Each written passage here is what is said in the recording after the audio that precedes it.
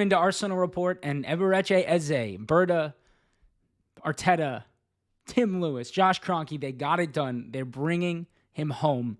The boyhood gunner, the boyhood hail ender. Eze turns down Tottenham. We hijack the deal, and here he comes. He's going to play his last match for Crystal Palace tonight in the Conference League, take his medical on Friday, and in my humble opinion, I believe he will be announced to the fans at halftime against Leeds at home on Saturday. It should be an incredible moment. I mean, that number 10 jersey that Eze is going to get is going to fund the transfer itself, the amount of people who are going to buy it, especially that third kit. What a great moment for Arsenal, the player, everything. It feels like this summer came with bad news after bad news after bad news. Didn't get our first striking option. Kai Havertz gets hurt. Rodrygo deal looks like it's crumbling. Just kind of felt like we weren't getting what we thought we were going to get when the summer started. But now we get Eze, and it feels like everybody is a little bit repaired. Everybody's a little bit healed. And the beauty of Eze is his versatility, his difference in style of play to the way that we do play, but his seemingly unbelievable fit for this team. We're a team who never seemed to shoot from outside the box, couldn't create any goals that weren't passed into the goal. Eberechi Eze shot the ball outside of the box more than any other player in the Premier League last year. He's also an excellent free kick taker. He is an incredible runner with the ball. He can play out on the wing. He can play as a 10. That dynamic on the left side with him and Madueke, when Eze comes in at left central midfield, and then you've got Rice moving over to the right side, it's going to be unbelievable. Madueke holding all the way wide. Eze in the half spaces. You got Rice and Saka on the right side in the half spaces. Gyökeres or Havertz up top, all so good. And the other great news that came with this Eze news this morning is Havertz injury only looks like a few weeks. Jakub Kiwior potentially going to go to Crystal Palace the other way, probably a better fee than we would have gotten from Porto. All really good news.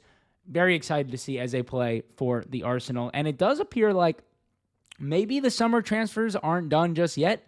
Malik Fofana, Lyon's 20-year-old star winger, left winger, last year in his first full season at Lyon, we'll say.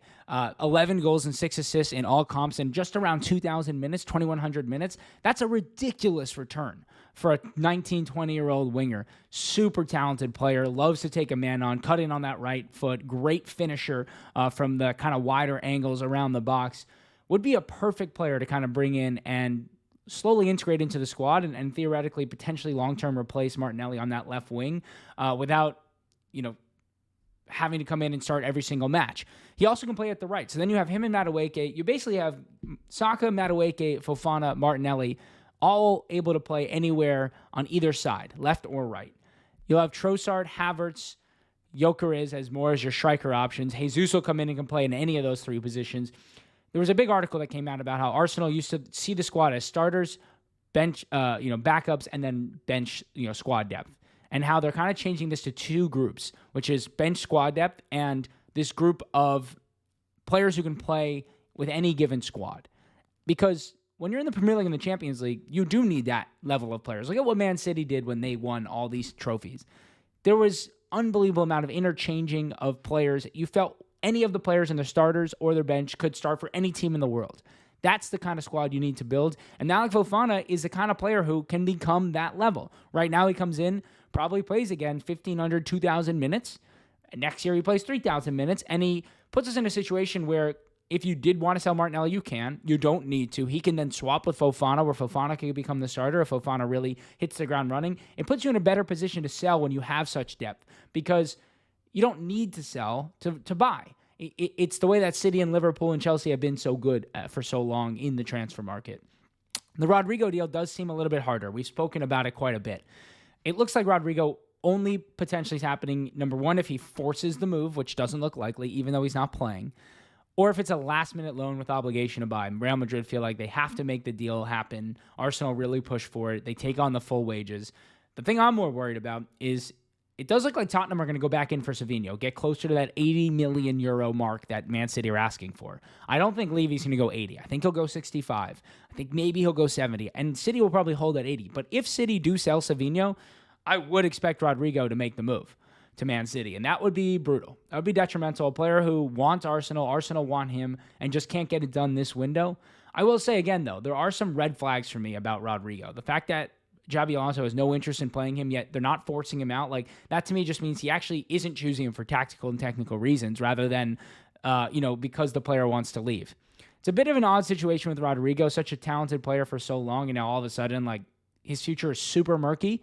But we'll keep you updated on that as it goes. And finally, there is maybe a sale that's really going to happen. Carl Hain, the Hale End goalkeeper who has been out on loan over the past few years, is Estonia's #1 goalkeeper for international football for about 4 years already at this point. Looks like he's going to join Werder Bremen. It may be a loan deal. I've been told it's going to be about 3 million euros, give or take. It could be a loan with an obligation to buy as well. As Bremen have just sold their #1 goalkeeper. They have a second goalkeeper who they're really excited about, a young goalkeeper, but Carl Hain and his camp believe that they can go in there and win that job. So it'll be an interesting one to see. I would expect it to be a permanent deal. I know Gunnar Blog has reported that it looks like a loan. I was just speaking with him. It seems like our wires have gotten crossed somewhere, but we'll keep you updated on Carl Hain. Yes, it's not an exciting or sexy deal for 3 million euros, but it's good to get these deals going and start getting some outgoings happening because the squad is a little bit bloated and we need room for the younger players to get into first-team training and whatnot. So that's Arsenal Report. We'll talk to you tomorrow.